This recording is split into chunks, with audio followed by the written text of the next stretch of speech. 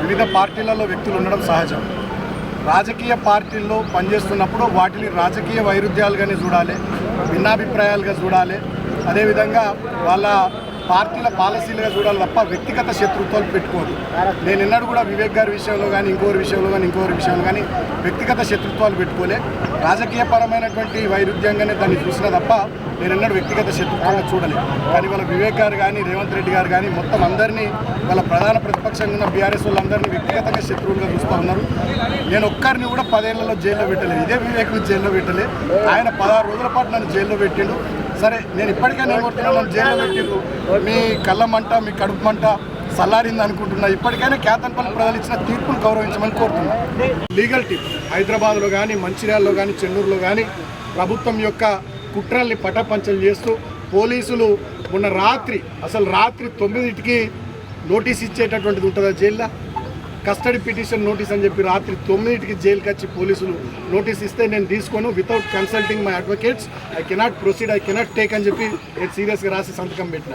అంటే రాత్రి 9కి తెల్లారి బెయిల్ వస్తుందని చెప్పి రాత్రి 9కి కస్టడీ పిటిషన్ తీసుకుని వచ్చారు పోలీసు వాళ్ళు. సో ఇన్ని దుర్మార్గాలు పోలీసు వాళ్ళు చేసినా ఎక్కడికక్కడ గట్టిగా నిలువరించి న్యాయం గెలిచేటట్టుగా, ధర్మం గెలిచేటట్టుగా, మాకు బెయిల్ వచ్చేటట్టుగా చేసినటువంటి మా లీగల్ టీం, మా న్యాయవాదులందరికీ హృదయపూర్వకంగా కృతజ్ఞతలు తెలియజేస్తూ, ఇంకా 3 సోదరులు మా ఊళ్ళు జైల్లో ఉన్నారు. ఇంకా 12 మందికి నిన్న యాంటిసిపేటర్ బెయిల్ వచ్చింది. ఆ 4-5కి కూడా బెయిల్ తొందరగా వచ్చేటట్టుగా మా లీగల్ టీం చర్యలు తీసుకుంటుందని సహకరించిన ప్రతి ఒక్కరికి పేరు పేరున హృదయపూర్వక కృతజ్ఞతలు తెలియజేస్తూ థ్యాంక్ యూ. జై తెలంగాణ, జై. నమస్కారం.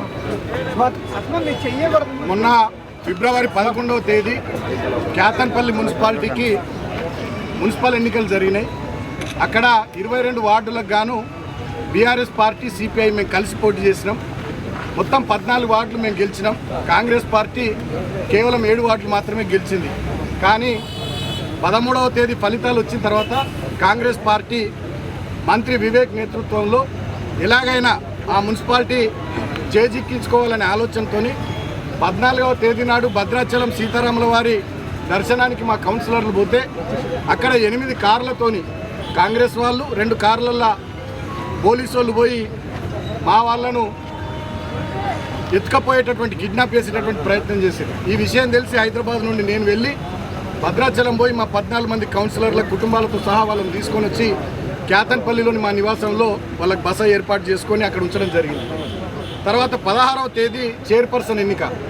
ఆ రోజు మేము పోతా ఉంటే ఇన్ టైంకి మమ్మల్ని కౌన్సిల్ హాల్కి మా కౌన్సిలర్లను పోనీయకుండా పోలీసు వాళ్ళు 2 చోట్ల అడ్డుకొని ఎన్నికలను 17వ తేదీకి వాయిదా వేసారు.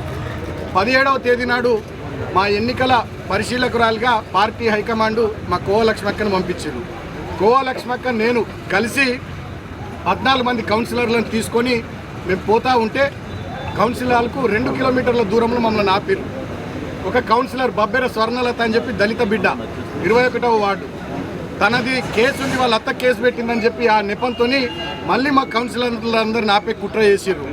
అయినప్పటికీ ఆమె గట్టిగా ఎదిరించి నేను నా ఇష్టంతోనే కేసీఆర్ నాయకత్వంలో, సుమనన్న నాయకత్వంలో ఉన్నా అని చెప్పి గట్టిగా చెప్తే పోలీసు వాళ్ళు తోకముడ్చిరు. మా 14 మంది కౌన్సిలర్లు కౌన్సిల్ హాల్కి పోయినారు. మేము అక్కడి నుంచి మా ఇంటికి బయలుదేరుతున్నాం, కోవలక్ష్మి గారు, మేము. అదే సమయంలో వివేక్ గారు, మంత్రి గారి కాన్వాయ్, 10ల సంఖ్యలో కార్లు, 100ల సంఖ్యలో కాంగ్రెస్ వాళ్ళు మున్సిపల్ కౌన్సిల్ ఆఫీస్ వైపు పోతూ ఉన్నారు. మేము ప్రశ్నించినాం పోలీసు వాళ్ళను, మమ్మల్ని, నేను మాజీ ఎమ్మెల్యేను, మా కోవలక్ష్మక్క ప్రస్తుత ఎమ్మెల్యే, మా ఇద్దరిని కూడా కనీసం మీరు పోనీయకుండా 2 కిలోమీటర్ల దూరం లాపిర్రు. మరి కాంగ్రెస్ వాళ్ళని ఎట్లా పోనిస్తారంటే మా మీద లాఠీ చార్జ్ చేసిరు పోలీసు వాళ్ళు. అటువైపు నుండి కాంగ్రెస్ వాళ్ళు రాళ్ళు విసిరిర్రు. కానీ అన్యాయం ఏంటంటే రాళ్ళు విసిరిన వాళ్ళ మీద కేసులు కాలే, మా మీద 25 మంది మీద కేసులు పెట్టిరు. తర్వాత ఏం జరిగింది, కౌన్సిలర్లకు పోయినాక మా 14 మంది కౌన్సిలర్లకు మంత్రి వివేక్ గారు వాళ్ళ కొడుకు ఎంపీ బ్లాంక్ చెక్కులు ఇచ్చి ప్రలోభ పెట్టే ప్రయత్నం చేసిర్రు. కోట్లాది రూపాయల ఆఫర్లు చేసిర్రు. అయినా మా వాళ్ళు తలొగ్గకపోతే 2-3 కాంగ్రెస్ కౌన్సిలర్లకు తాగిపిచ్చి వాళ్ళతోని మా మహిళా కౌన్సిలర్ల మీద దౌర్జన్యం చేపించారు, ఆడబిడ్డల మీద. కాతన్పల్లి ప్రజలు ఇచ్చినటువంటి తీర్పును గౌరవించి ఆ ఎన్నిక సజావుగా, చైర్పర్సన్ ఎన్నిక సజావుగా జరగడానికి మంత్రి గారు కానీ ముఖ్యమంత్రి గారు కానీ సహకరించాలని కోరుతూ ఉన్నా. అంత దుర్మార్గాలు జరుగుతూ ఉంటే ఎలక్షన్ కమిషన్ ఏం చేస్తుందో కూడా అర్థమవుతలేదు. స్టేట్ ఎలక్షన్ కమిషన్ కూడా ఏం చేస్తుందో అర్థమవుతలేదు. నేను ఇవాళ డిమాండ్ చేస్తూ ఉన్నా స్టేట్ ఎలక్షన్ కమిషన్ 17వ తేదీ నాడు కాతన్పల్లి మున్సిపల్ కౌన్సిల్ హాల్లో దుశ్శాసన పర్వం జరిగింది. ఆ వీడియో ఫుటేజ్ దయచేసి బయట పెట్టాలని చెప్పి నేను స్టేట్ ఎలక్షన్ కమిషన్ కూడా డిమాండ్ చేస్తూ ఉన్నా. ఫేర్గా మళ్ళీ ఒక డేట్ ఇచ్చి ఎలక్షన్ జరిగేటట్టుగా, వీలైనంత తొందరలో చైర్పర్సన్ వైస్ చైర్మన్ ఎన్నిక జరిగేటట్టుగా, ప్రజా తీర్పు ప్రకారం అక్కడ మాకు చైర్మన్ వైస్ చైర్మన్ వచ్చేటట్టుగా స్టేట్ ఎలక్షన్ కమిషన్ ప్రశాంతమైనటువంటి వాతావరణంలో ఎన్నిక జరిపించాలని డిమాండ్ చేస్తూ, ఇన్ని రోజులుగా నేను జైల్లో ఉన్నప్పుడు కూడా నాకు సహకరించినటువంటి వాస్తవాలన్నింటినీ ప్రజల్లోకి తీసుకొచ్చిన మీడియాకు కూడా హృదయపూర్వకంగా నేను కృతజ్ఞతలు తెలియజేస్తూ, మా బీఆర్ఎస్ సోషల్ మీడియా వారియర్స్ రాష్ట్ర వ్యాప్తంగా కూడా ఇక్కడ జరిగినటువంటి అన్యాయం కానీ, మా విషయంలో చేసినటువంటి దుర్మార్గాలు, కాంగ్రెస్ ప్రభుత్వం మంత్రి వివేక్ చేసినటువంటి వాటిని ప్రజల దృష్టికి ఎప్పటికప్పుడు తీసుకొచ్చిన బీఆర్ఎస్ పార్టీ సోషల్ మీడియా వారియర్స్కి, నాకు అండగా ఉన్నటువంటి మా పార్టీ నాయకులకు, అదేవిధంగా విద్యార్థి విభాగం, యువజన విభాగం సోదరులకు, మా మాజీ ఎమ్మెల్యేలకు, మాజీ మంత్రులకు, ముఖ్యంగా మా పార్టీ పెద్దలు కేసీఆర్ గారు నాకు బెయిల్ రావాలని ఎప్పటికప్పుడు అడ్వకేట్లతో మాట్లాడి అన్ని విషయాలు మానిటర్ చేసిన గౌరవనీయులు తెలంగాణ తొలి ముఖ్యమంత్రి కేసీఆర్ గారికి, నాకు జైలుకు వచ్చి మనోధైర్యాన్ని ఇచ్చి పార్టీ మొత్తం నీ వెంట ఉంది,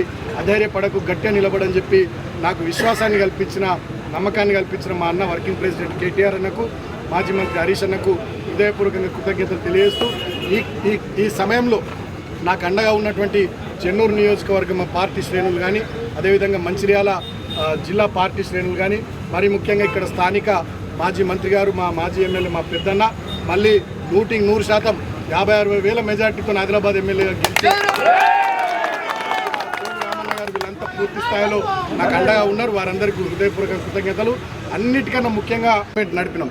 మేము ఎన్నడూ కక్ష సాధింపు రాజకీయాలు చేయలేదు. ఇంకొక ఉదాహరణ చెప్తారు రాష్ట్ర ప్రజలకు. 2014లో నా మీద ఎంపీగా కాంగ్రెస్ పార్టీ నుండి వివేక్ గారు పోటీ చేసి ఓడిపోయారు. వారు ఓడిపోయిన తర్వాత వారిని పార్టీలోకి తీసుకొచ్చుకొని ప్రభుత్వ సలహాదారు ఇచ్చినాం. 2018లో నా మీద చెన్నూరు ఎమ్మెల్యేగా కాంగ్రెస్ పార్టీ నుండి వెంకటేష్ నేత గారు ఓడిపోయారు. వారిని పార్టీలోకి తెచ్చుకొని 2019లో పెద్దపల్లి ఎంపీ చేసినాం. మేము కలుపుకపోయే పని చేసినాం తప్ప కక్షలు పెట్టుకొని వ్యక్తిగతంగా ఏదో చేయాలనే ఆలోచనలు మా 10 ఏళ్ల ప్రభుత్వంలో మేము చేయలే. మేము రాజకీయపరమైనటువంటి ప్రత్యర్థులుగా చూసినాం తప్ప ఇతర పార్టీల వాళ్ళని కానీ వ్యక్తిగతంగా శత్రుత్వాలు పెట్టుకోలే, శత్రువుల లెక్క చూడలేదు. కానీ వాళ్ళ కాంగ్రెస్ పార్టీ అధికారంలోకి వచ్చిన ఈ 2 సంవత్సరాల పైచిలుకు పాలనలో అందరినీ శత్రువులుగా చూస్తూ ఉంది. రాజకీయపరమైనటువంటి వైరుధ్యం, ప్రధాన ప్రతిపక్షం వీళ్ళు ప్రజల తరపున మాట్లాడుతున్నారు, దీన్ని మనం స్వీకరించాలి అనే ఆలోచన చేస్తలే. మేమేం మాట్లాడినా, మేమేం చేసినా మమ్మల్ని శత్రువులాగా చూసి మమ్మల్ని కేసులు పెట్టి జైళ్ళలో పెట్టియాలి, లేకపోతే దాడులు చేయాలి, లేకపోతే బెదిరియాలి, లేకపోతే ప్రజా తీర్పును తుంగలో దొక్కి వీళ్ళని ఇబ్బందులు పెట్టాలనేటటువంటి పిచ్చి ఆలోచనలు వీళ్ళు చేస్తూ ఉన్నారు. ఆనాడు ఏమన్నారు వీళ్ళు 2023 అసెంబ్లీ ఎన్నికలప్పుడు 6 గ్యారంటీలు కాదు 7వ గ్యారంటీ ప్రజాపాలన, అదేవిధంగా రాజ్యాంగబద్ధమైనటువంటి ప్రజాస్వామిక వాతావరణం కల్పిస్తాం, అది 7వ గ్యారంటీ అన్నారు. 6 గ్యారంటీలకు దిక్కు లేదు, 7వ గ్యారంటీకి దిక్కు లేదు. ఇవాళ ఎవరు ప్రశ్నిస్తే వాళ్ళ మీద కేసులు, ఎవరు మంచిగా ప్రజల గురించి మాట్లాడితే వాళ్ళ మీద కేసులు, ప్రజలు ఇచ్చినటువంటి తీర్పును కూడా తుంగలో దొక్కుతూ ఇవాళ ఇష్టం వచ్చినట్టుగా చేతులు అధికారం ఉంది కదని అధికారం మత్తులో అహంకారంతో ఈ ప్రభుత్వ పెద్దలు ప్రవర్తిస్తూ ఉన్నారు. దీన్ని రాష్ట్ర ప్రజలంతా కూడా గమనిస్తూ ఉన్నారు. నేను ప్రజలకు కూడా విజ్ఞప్తి చేస్తూ ఉన్నా, ఇటువంటి కాంగ్రెస్ పార్టీ మీద డెఫినెట్గా పోరాటాలకు సిద్ధమైదాం. మన హక్కుల కోసం మనకు వాళ్ళు ఇచ్చిన మాటలు 420 హామీలు కానీ, డిక్లరేషన్స్ కానీ, 6 గ్యారంటీలు కానీ, వాటి విషయంలో డెఫినెట్గా పోరాటం చేద్దాం. ప్రధాన ప్రతిపక్షంగా బీఆర్ఎస్ పార్టీ తెలంగాణ ప్రజల వెంట ఉంటుంది. నేను ఒక్కటే మాట ముఖ్యమంత్రి రేవంత్ రెడ్డి గారిని, మంత్రి వివేక్ గారిని కోరుతా ఉన్నా. ఇక నన్ను జైల్లో పెట్టిరు 16 రోజులు, మీ కడుపు మంట చల్లారింది అనుకుంటున్నా. మంత్రి రేవంత్ రెడ్డి డైరెక్షన్ మేరకు మంత్రి వివేక్ గారు, పోలీసులు అందరూ కలిసి మమ్మల్ని జైల్లో పెట్టిరు. సరే, జైల్లో చాలా ఇబ్బందులు పడ్డాం. వీళ్ళకి పై అధికారుల ఆదేశాలు ఏందో కానీ దోమలు ఉన్న రూమ్లు వేసిర్రు, సకా భోజనం లేదు, నీళ్లు లేవు, నాకు గొంతు నొప్పి వచ్చింది 2 రోజులు, ట్యాబ్లెట్లు ఇచ్చే దిక్కు లేదు, చలి బాగా విపరీతమైన చలి, దుప్పట్లు ఇచ్చే పరిస్థితి లేదు. మా అడ్వకేట్ శ్రీకాంత్ నాకు బ్లాంకెట్ పంపించింది లోపల కూడా చాలా ఇబ్బందులు పెట్టిర్రు. మీరు ఇటు తిరగొద్దు, అటు తిరగొద్దు, రిస్ట్రిక్షన్స్ మాకు. సరే, భరించినాం. ఇవాళకి 16 రోజులు. నేను ఇప్పుడు కోరుతా ఉన్న వివేక్ గారిని, ముఖ్యమంత్రి రేవంత్ గారిని, మీ కళ్ళు చల్లబడ్డాయా? మీ కక్ష తీరిందా? మీ కడుపు మంట చల్లారిందా? నన్ను జైల్లో పెట్టిరుగా 16 రోజులు. ఇంకా దుర్మార్గం ఏంటంటే, నాకు మొన్ననే బెయిల్ రావాలి. మంచిర్యాల కోర్టు వచ్చింది, హైదరాబాద్ కోర్టు వచ్చింది, చెన్నూరు కోర్టులో నాకు బెయిల్ రావాలి. బలవంతంగా ప్రభుత్వ పెద్దలు ఒత్తిడి చేసి 5వ తేదీకి వాయిదా వేయించారు. కారణం ఏందో తెలుసా? నిన్న హోలీ, ఇవాళ నా చిన్న కొడుకు పుట్టినరోజు. ఈ 2 సందర్భాలలో నేను నా ఇంటికాడ నా కుటుంబ సభ్యులతో ఉండొద్దనే ఒక సాడిస్టిక్ ప్లెజర్, పైశాచిక ఆనందం కొద్దీ నిన్న ఇవాళ నన్ను జైల్లో ఉంచాలని చెప్పి 5వ తేదీకి వాయిదా వేయించారు. కానీ నేను మా అడ్వకేట్లకు సెల్యూట్ చేస్తూ ఉన్నా. మా కేసీఆర్ గారు ఎప్పటికప్పుడు మానిటర్ చేసి వారికి కూడా కృతజ్ఞతలు. మా అడ్వకేట్లు మంచిర్యాలలో కానీ, చెన్నూరులో కానీ, హైదరాబాద్లో కానీ మాకు బెయిల్ రావడానికి వాళ్ళు బాగా కృషి చేసి వాళ్ళకు హృదయపూర్వకంగా కృతజ్ఞతలు. అదేవిధంగా జైల్లో ఉన్నప్పుడు నన్ను పరామర్శించడానికి పెద్దలు, పార్టీ నాయకులు, మా హరీష్ అన్న, అదేవిధంగా మా కేటీఆర్ అన్న కూడా వచ్చి నాకు ధైర్యం చెప్పారు. వారితో పాటు మాజీ మంత్రులు మా జోగు రామన్న గారు, వేముల ప్రశాంత్ రెడ్డి గారు, కొప్పులీశ్వర్ గారు, గంగుల కమలాకర్ గారు, అదేవిధంగా ఎమ్మెల్యేలు కోవ లక్ష్మక్క, మా అనిల్ జాదవ్ అన్న, కోరుట్ల ఎమ్మెల్యే సంజయ్ అన్న, అదేవిధంగా మా బావ కుత్బుల్లాపూర్ ఎమ్మెల్యే వివేక్ గౌడ్ గారు, మా సోదరుడు ఎమ్మెల్సీ షంబిపూర్ రాజు గారు, పల్లా రాజేశ్వర్ రెడ్డి గారు, అదేవిధంగా మాజీ ఎమ్మెల్యేలు మా కోనప్ప గారు, దివాకర్ రావు గారు, చిన్నయ్య గారు, మా గొంగిడి సునీత మహేందర్ రెడ్డి అక్క, అదేవిధంగా మా జాజుల సురేందర్ అన్న, ఇట్లా చాలామంది పెద్ద రాష్ట్ర స్థాయి నాయకులు కానీ, మా విద్యార్థి విభాగం సోదరులు కానీ, యూత్ విభాగం సోదరులు కానీ అందరూ వచ్చి నాకు మనోధైర్యాన్ని ఇచ్చింది. కానీ నేను ఒక్క మాట రాష్ట్ర ప్రజల్ని కూడా ఆలోచించమని కోరుతూ ఉన్నాను. తర్వాత ఎన్నికను లోపల గొడవ అవుతుందని చెప్పి వాయిదా వేయించుకొని మంత్రి పారిపోయింది. ఈ విషయాలన్నీ కూడా మేము బయటకు తీసుకొచ్చి ప్రజల ముందు పెడితే దాన్ని తట్టుకోలేక మంత్రి వివేక్ గారు మా మీద అక్రమ కేసులు 25 మంది మీద పెట్టించి మమ్మల్ని 18వ తేదీ నాడు జైలుకు పంపించింది. సరే, మాకు కేసులు, జైలు కొత్త కాదు. కానీ నేను ఒకటే మాట కోరుతూ ఉన్న తెలంగాణ ప్రజలను ఆలోచించమని. కేసీఆర్ గారు ఆనాడు 2023లో మేము అసెంబ్లీ ఎన్నికల్లో ఓడిపోయినాం. 64 సీట్లు కాంగ్రెస్ ప్రభుత్వానికి వస్తే ప్రజా తీర్పును గౌరవించి కేసీఆర్ గారు ప్రగతి భవన్ను 1 నిమిషంలో విడిచిపెట్టి వారు ఎర్రవెల్లిలోని వారి సొంత ఇంటికి బయలుదేరారు.